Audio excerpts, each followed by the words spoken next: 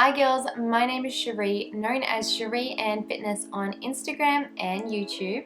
This video is part of my series on IVF, a bit of an insight to the process. Looking back at this footage, I can see just how little I knew about IVF to begin with and just how much I had to learn all at once. Okay,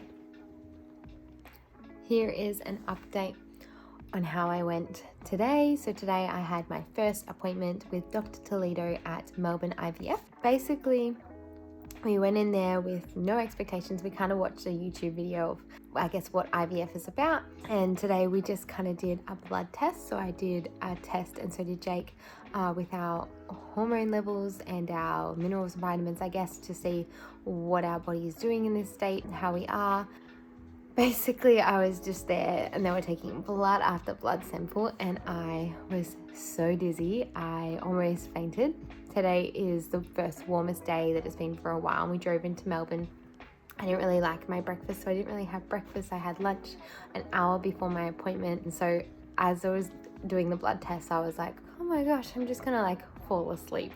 We both didn't like that, so we got ice cream afterwards, but just wanted to also let you know we're going to find out results in about 4 weeks.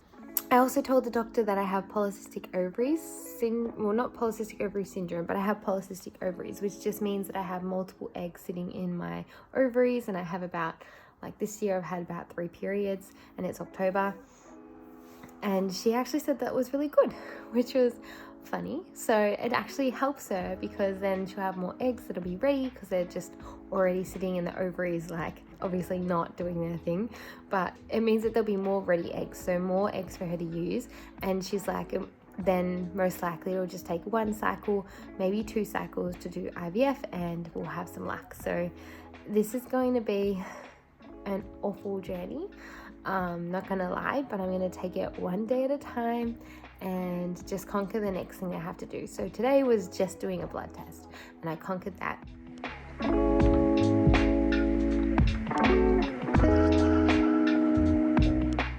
So generally a girl will have maybe 12 to 20 eggs in both ovaries combined, and one of those eggs will get ready, except this time all of my eggs will get ready, and then they'll do a retrieval process where they will take those eggs. I go in for my 5th day where we do an ultrasound to see how they're going, and then I'm assuming on that 5th day we book in our retrieval, which is in the hospital, and I'll be basically asleep, so they'll do the process. They go in and then they go to the side and suck out the eggies, and it takes me, I just have to recover for that rest of the day, so that's a day off.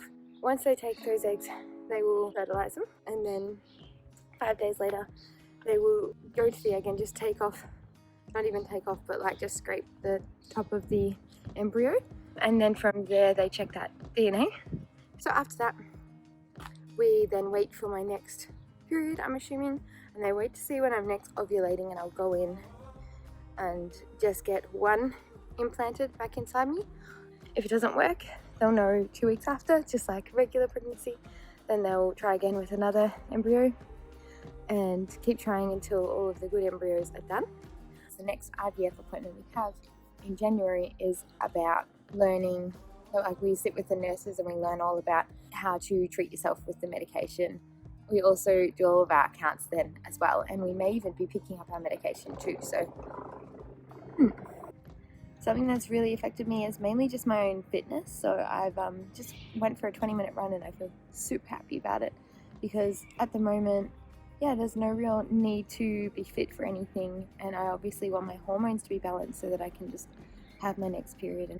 And I found that when I was eating more plant-based, more calories, and also not doing any cardio, not doing high intensity interval training, I was getting my period quite regularly, about 7 weeks apart from each other. However, I am feeling it. I'm feeling I know I'm not fat, but I have gained weight, and it has been fat, and I just feel like I look different for myself, for my own being. Plus also, this isn't the way that I sort of would live my life. I like to live active, and I'm more worried about if I don't train now, because I've had such a break from cardio. If I was to get pregnant now, I'd probably have to have still a break from cardio. Like I wouldn't want to make any sudden changes to my body. So I want to just reintroduce cardio to my body, but I'm trying to avoid the high intensity interval training and just doing walks, runs, like a bike ride, but I can still sort of get my heart rate up. It's more that I don't want to be stop-start because, like, I guess trying to get my period back, it's about being less stressed. And even though you might not be stressed when you go and do a high intensity interval training workout, it is a stress for my body to go really hard and then recover, and then really hard and then recover. So yeah, that is my update. I'm so happy that I did do a run, and I'm planning to do it maybe every second day, do something that's cardio based, and then every other day just go for a nice long walk. We'll see how we go. Alright guys, don't forget to subscribe to my channel, and if you hit the bell button you will get notifications on when my next video is out. That was a big yawn.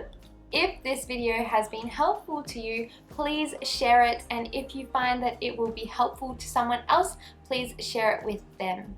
Okay guys, I'll see you next time.